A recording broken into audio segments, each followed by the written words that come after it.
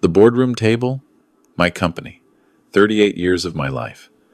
The mediator's pen stopped moving, and I watched my brother's confident smile crack for the first time in 7 months. That morning started like any typical court day. I'd spent 4 weeks in mediation, listening to my younger brother Brian explain why he deserved 40% of Mitchell & Sons Construction, the company I'd built from nothing while he was getting his accounting degree in Toronto. The mediator, James Thornton, seemed sympathetic to Brian's case. Too sympathetic. I'd figure out why later, but I'm getting ahead of myself. Let me take you back to where this really began. Not 7 months ago when Brian filed the lawsuit. Not even 4 years ago when our father died. This started 38 years ago, in 1986, when I was 24 and naive enough to believe that hard work and family loyalty meant something. I'd just finished my apprenticeship as a general contractor in Edmonton. My father worked for CN Rail. My mother was a school administrator. We weren't poor, but we weren't comfortable either. Brian was 17 and already showing signs of what my mother called academically gifted and what I privately called allergic to getting his hands dirty. One evening after dinner, my father pulled me aside. "Tom, your brother's going places. University, maybe even chartered accountant designation. Smart kid. You know we can't afford to send both of you to university." I nodded. I'd never been much for school anyway. "I know, Dad, but you've got good hands. You've got a knack for building. Why don't you start something of your own? I've got $12,000 saved up. It's yours if you want to build something with it." $12,000. In 1986, that was enough to buy tools, lease a small workspace, and survive for about 8 months if I was careful. I took it. I called the company Mitchell & Sons Construction. Named it that because I hoped one day my own kids would join me. I worked 80-hour weeks for the first 6 years. Residential renovations, commercial fit-outs, custom home builds for the new developments spreading across the Edmonton suburbs during the oil boom. By the time Brian graduated high school, I had 5 employees. By the time he finished his Bachelor of Commerce at U of T, I had 18 employees and had just landed my first major municipal contract. By the time he completed his CPA designation, I'd transformed Mitchell & Sons into Edmonton's premier mid-size construction firm with 63 employees, an annual revenue of $7 million. Brian became a corporate accountant. He worked for various firms in Toronto for 12 years, then moved back to Alberta, taking a position with an oil and gas company in Calgary.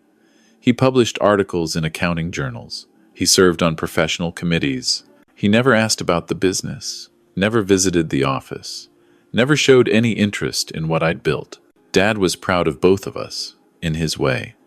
My son, the accountant, and my son, the builder, he'd say at family dinners. But I noticed something over the years. When Brian came home for Christmas, Dad's eyes lit up in a way they never did for me. When Brian published another article, Dad kept copies in his study. When I won the Edmonton Chamber of Commerce Business Excellence Award in 2010, Dad said, "That's great, son," and went back to reading Brian's latest journal piece. I'm not complaining. I understood. Brian was the success story. I was just a guy who built things. Mom was diagnosed with vascular dementia in 2018. Dad took care of her for 2 years before his heart gave out in November 2020, right in the middle of the pandemic. Brian flew in from Calgary for the funeral, stayed 3 days, and went back. I was the one who moved Mom into a specialized memory care facility, who visited her 4 times a week, who paid the monthly fee of $7,200, because her care needs exceeded what the public system could provide. Brian contributed $600 a month. "Accountant's salary isn't like yours, big-time construction mogul," he'd say. 6 months after Dad's funeral, Brian called me. "We need to talk about the business, Tom." I was in my truck, driving back from a job site inspection. "What about it?" Dad promised me a share. Family legacy.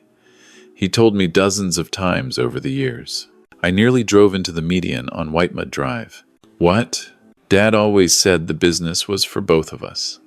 Family legacy. He told me that over and over. "Tom, Brian, I built this company. Dad gave me $12,000 in 1986. That was his contribution. Everything else is 38 years of my life. Dad said it was a family business. Family includes me. Tom, I've been patient. I've let you run things, make the decisions, but now it's time to formalize the arrangement. I want 40% ownership, and I want it in writing. I pulled into a Tim Hortons parking lot. Brian, are you serious? Dead serious. You've had 38 years to build wealth. I've been working in accounting, making a fraction of what you make. Dad knew this. He wanted to balance things. He told me, Tom, multiple times, the business is for both my sons. Even if Dad said that, which I doubt, it has no legal validity. The company is registered in my name. I have 38 years of tax returns, business records, everything. It's mine. We'll see what a lawyer says. I'm giving you a chance to do this the right way, Tom. Family way. 40-60 partnership, or I file suit for what Dad promised me. He hung up. I sat in that parking lot for 90 minutes, watching people go in and out for their coffee and donuts, trying to process what had just happened. My younger brother, who I'd watched grow up, who I'd helped pay for his second certification when things were tight, who'd never shown any interest in my business, was threatening to sue me. I called my wife, Patricia. We'd been married 34 years, raised 3 kids, who were now in their late 20s and early 30s with their own families. He's bluffing, she said. Brian isn't that person. He's your brother. But he wasn't bluffing. 3 weeks later, I received a legal notice from a law firm in Calgary. Brian was suing me for 40% ownership of Mitchell & Sons Construction, claiming that our father had made a verbal promise that the company would be divided between his sons and that this promise constituted a binding agreement. He was also claiming $850,000 in retroactive compensation for his theoretical stake in the company over the past 12 years. The statement of claim was 87 pages long. It painted me as a manipulative older brother who'd exploited family resources and parental favoritism to build a business that rightfully belonged to both of us. The claim alleged I'd systematically excluded Brian from business decisions. The claim alleged that Dad had repeatedly and consistently promised Brian 40% of the business, with specific dates and conversations listed. I read it 4 times, and each time I felt worse. The dates were real. Christmas 2016, Thanksgiving 2018, Dad's 75th birthday in 2019, Dad's hospital stay in early 2020. But the conversations, I didn't remember Dad ever saying anything like that, and I'd been present at all those family gatherings. Surely I would have known if Dad had promised Brian 40% of my business. I hired a lawyer, Robert Chen, one of the best litigation attorneys in Edmonton. He read the claim and pursed his lips. This is going to be expensive, Tom. He's requesting mandatory mediation first, which is standard in Alberta for commercial disputes under 10 million. If mediation fails, we go to trial. Can he win? Can you actually lose a business just on a verbal promise? In Alberta, it's difficult but not impossible. If he can prove your father made a clear, specific promise, and that this promise was intended to create legal obligations, and that Brian relied on that promise to his detriment, then yes. It's called promissory estoppel, but the burden of proof is high. What about the company registration? My tax returns? 38 years as sole owner? That certainly helps us. But if a judge believes your father made a binding promise, the ownership records might not matter. The question is, did your father promise Brian 40% of the business? I thought about it.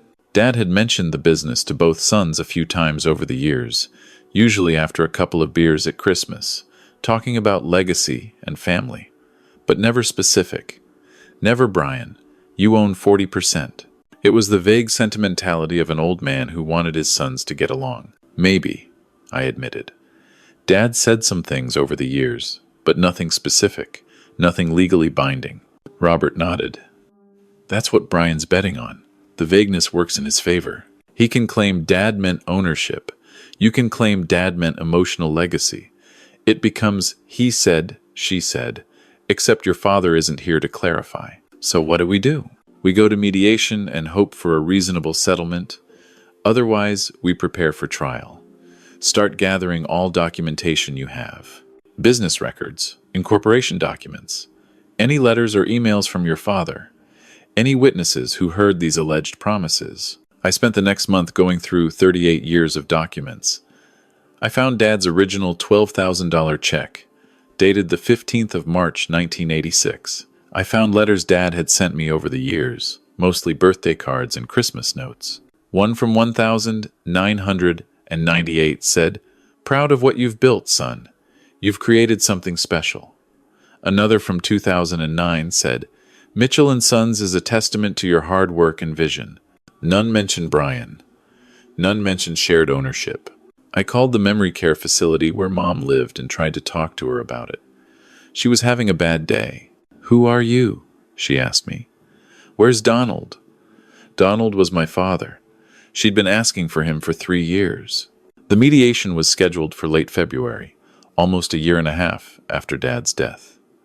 The mediator was James Thornton, a retired judge in his mid-60s who specialized in family business disputes. Highly recommended.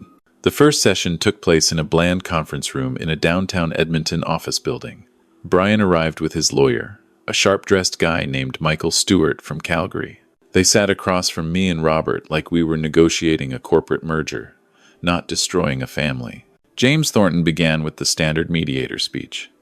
"I'm here to help facilitate a resolution that's acceptable to both parties. This isn't a courtroom. I can't force anyone to do anything, but I can help you find common ground."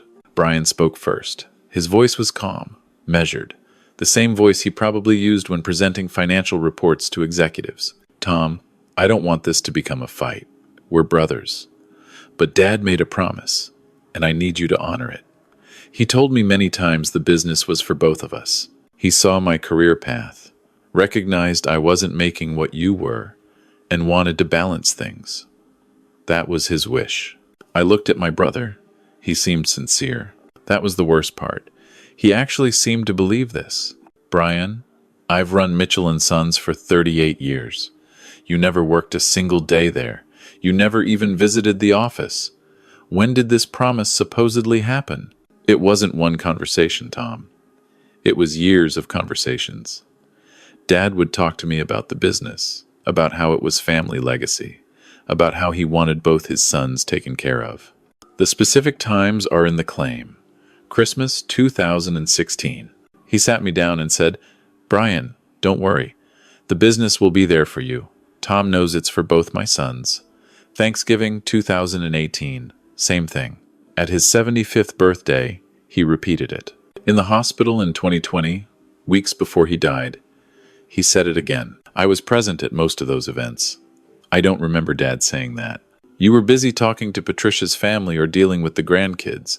These were private conversations, Tom. Father and son." James Thornton intervened. "Let's focus on finding a solution. Brian, what would you see as a fair resolution?" 40% ownership formalized in legal documents. "I'm willing to let Tom continue as CEO and handle daily operations. I don't need to be involved in management. But I want my ownership stake recognized, and I want to start receiving 40% of the profits." Robert interrupted. "That's absurd. Mitchell and Sons generates approximately $1.2 million in annual profit. You're asking for $480,000 a year to do absolutely nothing." "I'm asking for what my father promised me." I found my voice. Even if Dad said something like that, which I'm not admitting, wouldn't it make more sense to interpret it as, "I'll help you if you need it," rather than literally giving you 40% of the company? Brian shook his head. "Dad was specific, Tom. He said the business was for both of us, not help Brian if he needs it. He said we both had a stake." The first mediation session ended with no progress. James Thornton scheduled 2 more sessions for the following month. Between sessions, I couldn't sleep. I'd lie awake at night staring at the ceiling, thinking about those family gatherings Brian had mentioned, trying to remember Dad's exact words. Would he have said something that could be interpreted as a promise? I'd had a few beers at those parties. Been busy hosting, talking to everyone. Could I have missed something important? Patricia noticed. "You're not eating. You're not sleeping. This is killing you." If I lose this case, I lose everything. The business is valued at about $11 million. If Brian gets 40%, I'll either have to buy him out for $4.4 million, which I don't have, or sell the company and split the proceeds. Either way, Mitchell and Sons is finished. Brian wouldn't actually destroy the business. He's your brother. I don't think I know my brother anymore. The second mediation session was worse. James Thornton seemed to sympathize with Brian's position. He kept using phrases like family promises, moral obligations, your father's wishes. Tom, even if there's ambiguity in what your father said, don't you feel some obligation to honor his intent? He clearly wanted both his sons to benefit from the business. I felt my blood pressure rising. His intent was for me to build something and succeed, which I did. I've helped Brian over the years. I helped fund his CPA exam prep. I've covered Mom's care home costs, beyond his contribution. I've been a good brother. But you never offered him any stake in the business. Because it's my business. I built it. Every contract, every employee hired, every crisis overcome. That was me. Not Dad, not Brian. Me. James Thornton looked disappointed in me. Family businesses often involve these kinds of informal arrangements, Tom. Courts recognize that not everything needs to be written down. Sometimes a father's word to his son is enough. That's when I realized he'd already made up his mind. He thought Brian deserved something, maybe not 40%, but something substantial. And as mediator, he was steering us toward that outcome. Robert noticed too. After the session, he pulled me aside. I don't like this, Thornton's showing bias. If he recommends a settlement and you reject it, that could look bad if we go to trial. Sometimes judges give weight to mediators' recommendations. What do I do? We need evidence. Hard evidence. Something that shows your father didn't intend Brian to become an owner. Letters, documents, witnesses, anything. I spent another week digging through old files. I found business loans from 1986 in the 90s, all in my name. I found the original business registration from 1986. I found tax returns from all 38 years, all showing me as sole proprietor, and, after incorporation in 1997, sole shareholder. But I also found something else. A letter from Dad, dated 2011, in a box of old personal documents. It was addressed to me, handwritten in Dad's messy scrawl. Tom, just wanted you to know how proud I am. Mitchell and Sons is proof that hard work and dedication pay off. You took my $12,000 and turned it into something extraordinary. That's all you, son.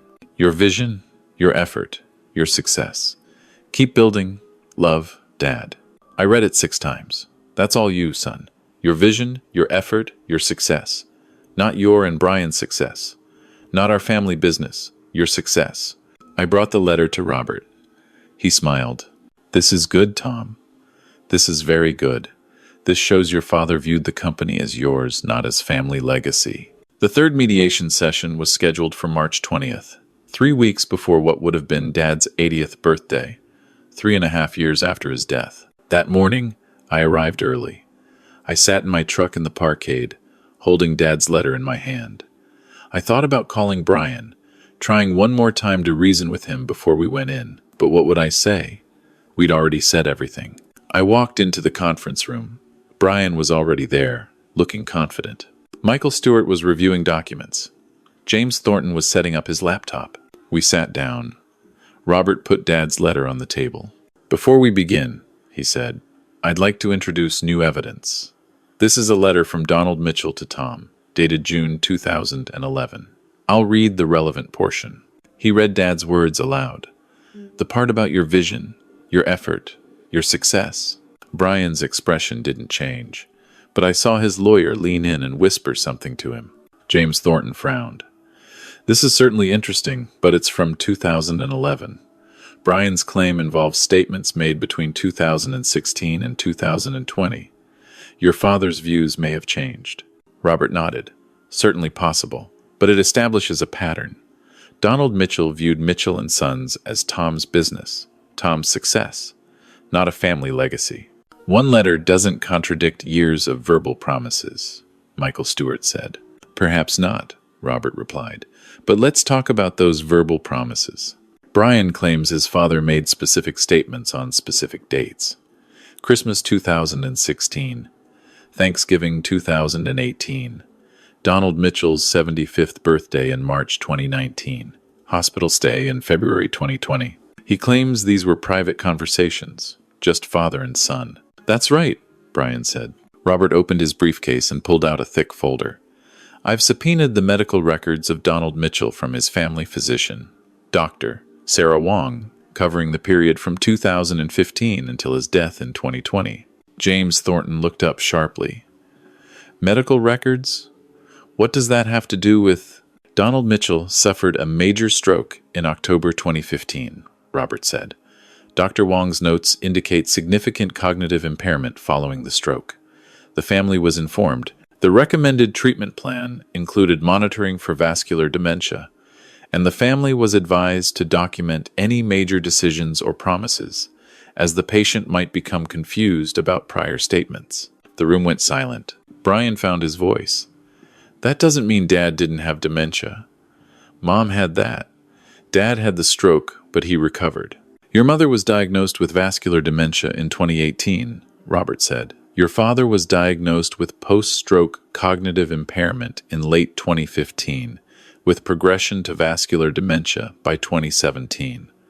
The family was informed. Were you informed, Brian? I remembered. The doctor's appointment in 2015, right after the stroke. Dad asked me to come with him. Early stages. Doctor. Wong said he'd have good days and bad days, might repeat stories, could forget recent conversations, still capable of managing his affairs for now, but we should watch for decline. After that, I'd taken over managing Dad's affairs. The bills, the medications, eventually the decision to move Mom into the care home when Dad couldn't manage her anymore. I'd assumed Brian knew about Dad's diagnosis. But he lived in Calgary, visited maybe 4 times a year. Maybe I never told him explicitly. Maybe I assumed Mom had mentioned it. Christmas 2016 conversation, Brian describes. Robert flipped through pages. Dr. Wong's notes from December 2016 indicate Donald Mitchell was experiencing increased confusion and short-term memory loss. The doctor specifically noted that Donald was having trouble distinguishing recent events from past events and occasionally made statements inconsistent with reality. Robert pulled more pages. Thanksgiving 2018. 3 weeks before that, Donald Mitchell had a second, smaller stroke. Hospital records show temporary cognitive impairment. His doctor noted the patient was experiencing disorientation and confabulation. That's when the brain creates false memories to fill gaps. March 2019, 75th birthday. By this point, Donald Mitchell's vascular dementia had progressed to moderate stage. Dr. Wong's notes from February 2019 state, patient should not make financial or legal decisions without family supervision. Cognitive functions significantly impaired. February 2020, the hospital stay. Donald Mitchell was admitted with congestive heart failure. Neurological assessment noted advanced dementia, severe confusion, limited short-term memory function. Brian was pale. I didn't know. Dad seemed fine at those gatherings. He was talking, joking, remembering stories. Dementia patients often appear fine in social situations, Robert said, not unkindly. They can mask symptoms, especially in early stages. But the medical evidence is clear. Your father did not have the cognitive capacity to make binding promises during the period you described. And even if he said something, a promise made by someone with documented cognitive impairment cannot form the basis for a lawsuit. James Thornton was reading the medical records, and his expression had changed. I wasn't aware of this diagnosis. This significantly alters the analysis. Michael Stewart was reading the documents quickly.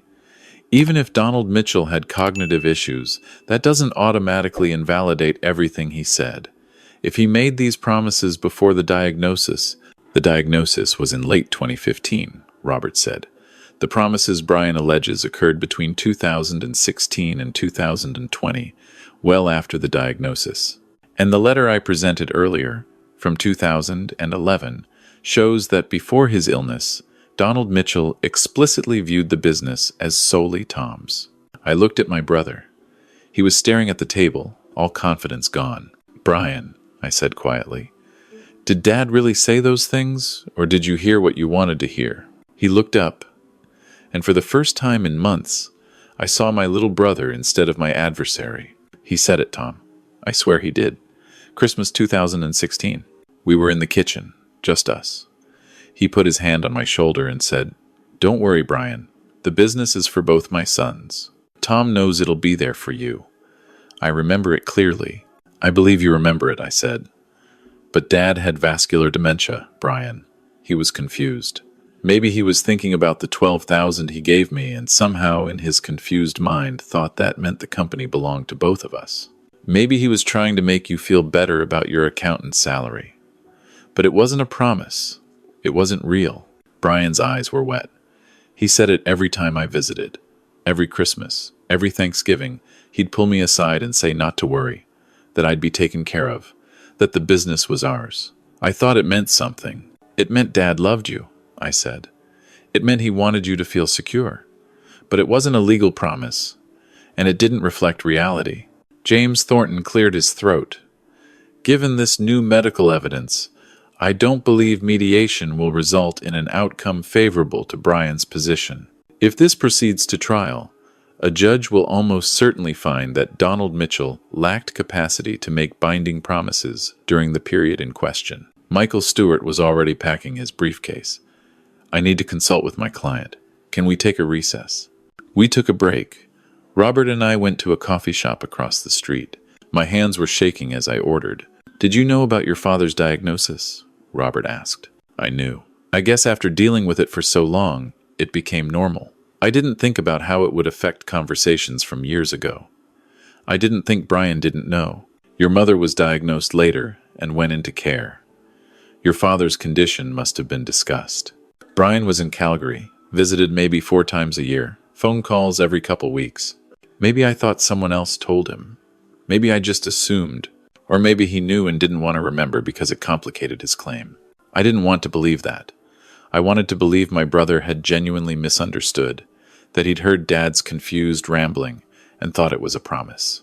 We returned to the conference room. Brian and his lawyer were already there. Brian looked defeated. Michael Stewart spoke first. In light of the medical evidence presented, we're prepared to discuss settlement. Brian is no longer seeking ownership of the company. However, we believe there's still a moral obligation to recognize the family contribution to the business. We're proposing a one-time payment of $600,000 in recognition of Donald Mitchell's initial investment and family legacy. Robert scoffed. You mean in recognition of Brian's failed lawsuit? Not happening. Tom, Brian said, ignoring the lawyers. Dad gave you $12,000 in 1986, adjusted for inflation. That's about $36,000 in today's dollars. The company's worth $11 million. Dad's investment started all of this. Don't I deserve something for that? You want me to pay you $600,000 because Dad gave me $12,000 38 years ago? Money I've already repaid hundreds of times over by helping you with your certification, covering Mom's care costs, being the son who actually stayed in Edmonton and took care of our parents. I want recognition that this isn't just your success. It was built with family support. Every business is built with family support. Every success story starts with someone helping someone else. But that doesn't mean you own my company. James Thornton tried to mediate, perhaps a smaller amount, a gesture of family goodwill. I felt something snap inside me. No. Everyone looked at me. No, I repeated. I'm not paying Brian anything. Not $600,000, not $60,000, not $6,000. You know why? Because this lawsuit has already cost me over $95,000 in legal fees. It's cost me sleep, stress, almost a year of my life. It's damaged my relationship with my brother, maybe permanently. And why? Because my father, in his confusion, said some vague things about family that Brian twisted into a claim of ownership. I pulled out my phone and opened my banking app. You want to talk about family contribution? Let's talk numbers. From 2018 to 2024, Mom's memory care has cost $518,000. I've paid $470,000 of that. You've paid $48,000. That's money I've taken out of my pocket, from the business, from my own retirement savings, To care for our mother while you sent your monthly $600 check and visited 3 times a year. I scrolled through more records. Your CPA exam prep, 2005 to 2007. When your study loan fell through, I sent 22,000. You paid back 7,000. That was 17 years ago, Brian. I never asked for the rest. 2012. When you were between jobs and couldn't make your mortgage, I sent 15,000. 2016. When your car died and you needed a down payment on a new one, 8,000. 2020.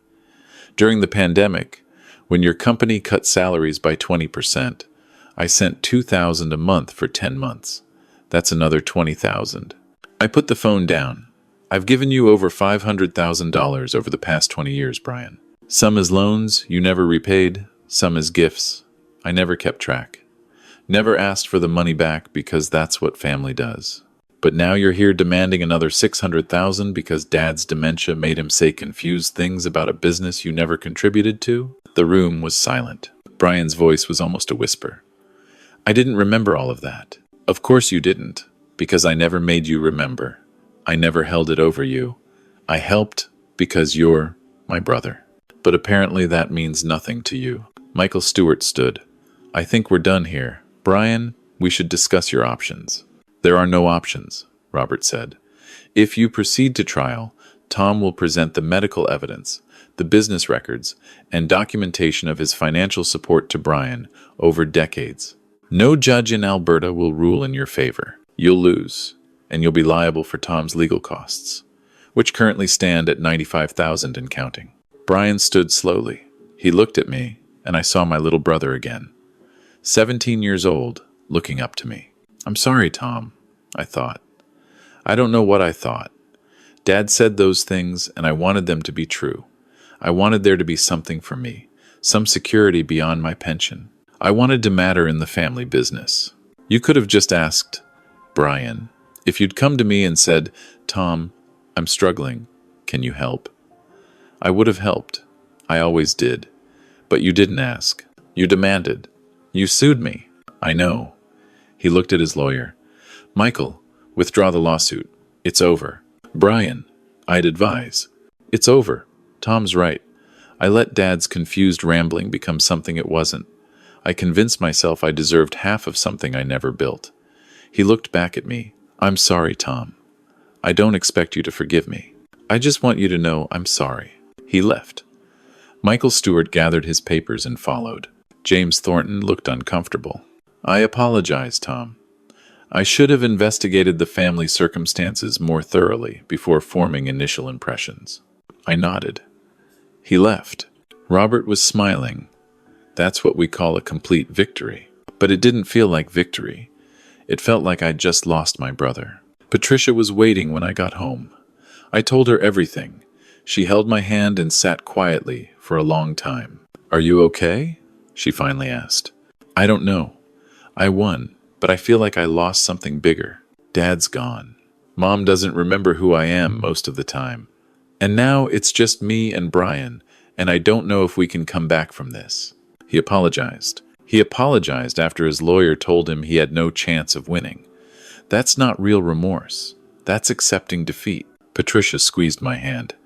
People are complicated, Tom. Maybe Brian really did misunderstand. Maybe Dad's dementia created this whole situation. Maybe your brother isn't a villain, just someone who made a terrible mistake. I thought about that for days. Christmas came. Brian didn't call. I didn't call him either. I sent him a card, like I did every year since we were kids. He didn't send one back. 3 weeks later, I received a letter, handwritten on accounting firm, letterhead. Tom, I know you probably don't want to hear from me. I've been doing a lot of thinking since the mediation ended. I've been seeing a therapist, talking to colleagues who've worked in family conflict mediation, trying to understand what happened. I think I created a narrative in my head based on Dad's confused statements, and I convinced myself it was real because I wanted it to be real. I wanted to feel like I mattered, like I was part of your success. That was selfish and wrong. I should have been proud of you, should have celebrated what you built instead of trying to claim credit for it. I don't expect forgiveness, but I want you to know I'm in therapy. I'm trying to understand why I did this, and I'll spend the rest of my life regretting that I hurt you. If you ever want to talk, I'm here. Your brother, Brian. I read the letter 4 times. Showed it to Patricia. What do you think? I asked. I think he means it. I think he's horrified by what he did and trying to make it right. Is sorry enough? I don't know. That's up to you. I didn't call Brian. Not that day. Not that week. But I kept the letter. 3 months later, in June 2024, I got a call from the memory care facility. Mom had passed peacefully in her sleep. I called Brian. He answered on the first ring. Tom, Mom died this morning. Silence. Then, I'll be there tomorrow. What do you need me to do? We planned the funeral together. Divided the tasks. I handled the funeral home and the service arrangements. He handled the obituary and contacted relatives. We were efficient, professional, like business partners. We didn't talk about the lawsuit. At the funeral, Brian sat next to me. During the eulogy, he started crying. I put my hand on his shoulder, the way Dad used to do for both of us when we were kids. After the service, we stood together by Mom's casket. I'm sorry, Brian said. Not just for the lawsuit, but for everything. For not being there more when Mom was sick. For not helping Dad more. For being the son who left and expected you to handle everything. I don't want to talk about the lawsuit today, Brian. I know. I just need you to know I regret it. All of it. We buried Mom next to Dad at Edmonton Cemetery. Same cemetery where we'd buried our grandparents. Family ground, Patricia called it. A week later, Brian called me. Can we have coffee? Just talk. We met at a Tim Hortons, same chain where I'd been a year earlier, processing his lawsuit. We ordered coffee and sat across from each other. I've been thinking about Dad's letter, Brian said. The one from 2011. Your vision, your effort, your success. That's what it said, right? Yeah, he was right. It was all you. And I tried to take that from you because I was envious. I stirred my coffee.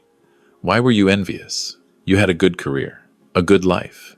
I was the smart son, the educated one, the one who was supposed to do great things. But you were the one who built something real, something that employs people, creates value, that'll exist after you're gone. I wrote journal articles read by 12 people. You built Mitchell & Sons. Your articles mattered, Brian. You taught hundreds of students. It wasn't enough. It never felt enough. And when Dad started getting confused, started saying things about the business being for both of us, I latched onto it. I created this whole story in my head where I deserved 40% because Dad always wanted to balance things between us. It was delusional. Maybe it wasn't delusional. Maybe it was just human. Brian looked at me. Can we start over? Not forget what happened, but start building something new? I don't want to lose my brother over this. I thought about Dad's confused promises, about Brian's lawsuit, about the year of stress and the $95,000 in legal fees. I thought about 38 years of building a business, being the son who stayed, taking care of our parents. I don't know if we can get back to what we were, I said. Honestly, that trust is broken. But maybe we can figure out what we can be now. That's all I'm asking. We talked for 3 hours. About Dad, about Mom, about our kids, about the future. We didn't solve everything. Some wounds take time to heal. But it was a start. A month later, I did something I never thought I'd do. I called Brian with a proposal. I'm thinking about retiring, I told him. I'm 62. Been at this for 38 years. I'm tired. My knees hurt. I want to travel with Patricia while we still can. Makes sense. I'm planning to transition the business to my senior managers over the next 5 years, selling them shares gradually and letting them buy me out. But before I do that, I want to create a scholarship fund at NAIT. $120,000 for students in construction management who want to start their own businesses. I'd like to name it the Donald Mitchell Memorial Scholarship. Brian was quiet for a moment. That's beautiful, Tom. I'd like you to help me administer it. You're the accountant. You know how university scholarships work. It'd be a way for us to honor Dad's memory together. I'd be honored. Really. But there's a condition? What? You need to come to the office. See the business you tried to claim 40% of. Meet the people who work there. Understand what I built. He came the following week. I gave him a tour of Mitchell & Sons. Showed him the workshop where we fabricated custom components. The project management offices where we planned builds. The showroom where clients viewed our past work. He met my employees, some of whom had worked with me for 20 years. At the end of the tour, Brian looked at me. I didn't understand. I really didn't. This isn't just a business. It's 38 years of relationships, of craftsmanship, of your life. This is what Dad's 12,000 became when someone actually put in the work. I'm sorry I tried to take it. I know you are. We established the Donald Mitchell Memorial Scholarship that summer. The first recipient was a young woman from Red Deer who wanted to start a sustainable building company. At the award ceremony, Brian and I stood on stage together, and for the first time in 3 years, we looked like brothers again. We're not the brothers we were before the lawsuit. Those brothers are gone. But maybe we've become something better. Brothers who went through fire and came out scarred but still standing. Patricia asked me once if I forgave Brian. I thought about it for a long time before answering. I forgive him for being human, I said. For being envious, for being weak, for making a mistake. But I can't forget what he did. I can't forget the year of stress, the feeling of betrayal by my own brother, the realization that family loyalty has limits. I forgive him, but things will never be the same. Is that enough? It has to be. Because the alternative is losing him completely, and I don't want that either. Brian and I talk every couple of weeks now. We have dinner once a month. We work together on the scholarship. We visited Mom's grave on what would have been her 80th birthday. We're building something new, something different from what we had before. But I keep Dad's letter from 2011 inches my desk drawer. Your vision, your effort, your success. On difficult days, when the old anger surfaces, I read it and remember that the business was mine. I built it. And no revisionist history or confused promises can change that. Mitchell & Sons will be sold to my managers by 2029. I'll retire, travel with Patricia, spend time with my grandkids. The business will continue under new direction, new vision. That feels right. And Brian will be in my life in whatever way we can manage. Not as close as before, but not completely lost. Somewhere in between. Because in the end, that's what family is. Not perfection. Not unconditional trust. Not fairy tales. Just people doing their best, making mistakes, hurting each other, and trying to find a way forward. I'm 62 years old. I built a business, raised a family, and survived a lawsuit from my own brother. I learned that documentation matters more than trust, that family promises need to be in writing, that forgiving doesn't mean forgetting. But I also learned that people are complicated, that motivations are layered, and that sometimes the villain in your story is just your confused little brother who made a terrible mistake. I don't know if that's wisdom or just exhaustion, but it's where I've landed, and for now, that's enough.